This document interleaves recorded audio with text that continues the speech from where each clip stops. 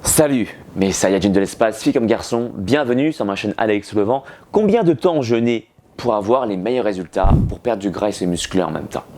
Alors, tu sais, dans ma dernière vidéo sur le jeûne intermittent, j'ai regardé une méta-analyse qui a été effectuée sur plein des milliers de personnes et il se trouve que la pratique de 20 heures d'abstinence alimentaire était la meilleure méthode, selon la méta-analyse, pour avoir les meilleurs résultats. 16 heures, ça marchait très bien aussi, mais 20 heures, eh bien, ça donnait des meilleurs résultats.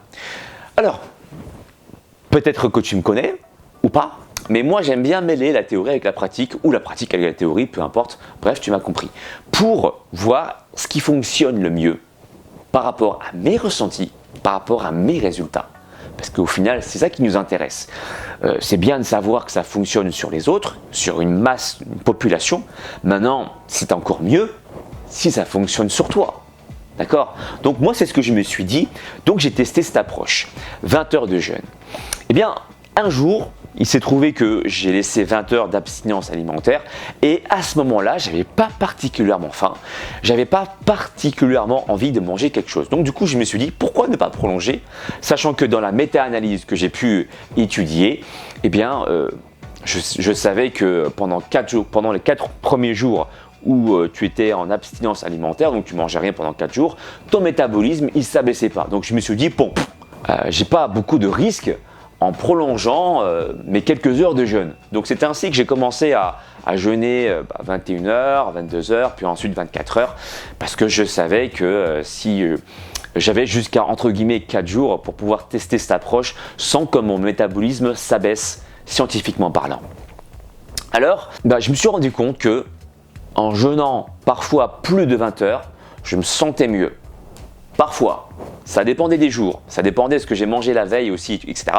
Mais effectivement, en jeûnant par exemple 24 heures et en me réalimentant, j'ai trouvé parfois mieux mon équilibre que lorsque je jeûnais simplement 20 heures. Par contre, il y a eu des jours aussi où jeûner parfois juste 16 heures, c'était plus intéressant pour moi en termes de ressenti de forme, de satiété, etc. Parce que voilà, ça dépendait de mon activité, je ne fais pas la même chose tous les jours, je ne mange pas forcément la même chose tous les jours non plus. Et c'est pas parce qu'on te dit que 20 heures c'est bien qu'il faut absolument que tu attendes 20 heures à 20 heures pile. Ça dépend des jours, parfois ça peut être moins, parfois ça peut être plus. Et moi je t'invite vivement, au fur et à mesure que tu deviens expert dans le domaine de la forme, de t'écouter. C'est ça en fait la meilleure solution pour savoir s'il faut que tu jeûnes 16 heures, des fois même 8 heures ou 14 heures ou des fois, 35 heures. Ça dépend vraiment de toi, donc j'ai pas de réponse concrète à t'apporter dans cette vidéo. Je voulais juste te faire réfléchir, à te dire qu'il fallait vraiment que tu t'écoutes. Alors moi, si je peux t'aider à te partager des connaissances pour savoir comment s'écouter, c'est simple. Déjà, je me suis regardé et puis j'ai vu que après avoir mangé par exemple 2 jours des cochonneries, si je peux appeler ça comme ça, des choses un peu malsaines, où je me suis fait plaisir avec des pizzas, où j'ai acheté dehors comme ça, dans la rue, etc. Je me suis rendu compte que j'étais à peu près plus ou moins ballonné. J'ai laissé quelques heures au repos, mon corps a commencé à retrouver sa forme initiale, je commençais à revoir les abdos, etc. Bref, mon corps était en train de se purger quelque part et je me suis dit, tiens, c'est dommage quand même de me réalimenter alors que là, je sens que mon corps est en train encore de se régénérer, de se purifier. Donc c'est ainsi que j'ai laissé plus de 20 heures.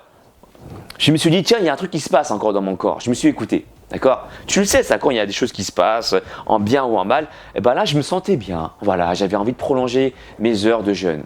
Je suis persuadé que ça dépend aussi de ce que tu as mangé. Si tu manges bien, parfois, tu n'as pas nécessairement besoin de laisser trop de temps de jeûne. Par contre, quand tu commences à manger des choses un petit peu hors du commun, des choses que ton corps n'a pas l'habitude de consommer ni d'assimiler, parfois, il lui faut plus de temps. C'est comme, par exemple, lorsque tu invites des amis chez toi, dans ton appartement et qu'il y a une grosse fête, parfois, le temps de ménage est le plus important, n'est-ce pas? Il faudra que tu passes peut-être 2-3 heures de plus. Là, c'est pareil. Parfois, lorsque tu sors de ta zone de confort alimentaire, il faut plus de temps à ton corps. Voilà, donc il n'y a pas de règle principale. Moi, je t'invite déjà, si tu n'as pas l'habitude de jeûner, à pratiquer, voire déjà une monodiète. Ça ne te fera pas de mal. Ça consiste à manger un fruit ou un légume pendant 3 jours, histoire que ton corps se concentre autrement que sur la digestion, en consommant qu'un seul fruit pendant plusieurs jours, sous différentes formes, sans sucre ajouté bien sûr, ça permet de diffuser l'énergie ailleurs, notamment sur les organes qui en ont le plus besoin, pour que ton corps puisse se régénérer, puisse éliminer les éléments qui ne servent à rien par les émonctoires, la peau, les poumons, l'estomac, l'intestin et le cinquième, c'est je crois les reins. Voilà, c'est ça. Dis-moi dans la barre des commentaires quels sont tes ressentis, quels sont les signes que montre ton corps qui te donne justement cette intuition de ne pas tout de suite manger. Dis-le-moi dans la barre des commentaires, ça m'intéresse. On a tous des signaux différents. Suis-moi également sur les réseaux sociaux pour ne rien louper. Facebook, Instagram, Snapchat et Twitter. Et je te dis à très bientôt pour une nouvelle vidéo. Ciao. Mon ami, si tu veux acquérir les pouvoirs d'un vrai Super Saiyan, alors abonne-toi à la chaîne d'Alex Levent. Ces entraînements feront de toi un super guerrier de l'espace.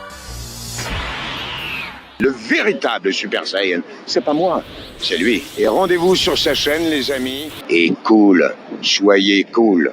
Copain, tu veux te transformer en super guerrier? Eh ben, abonne-toi à la chaîne de Alex Levent. C'est normal, quoi. Et alors là, tu seras un Super Saiyan.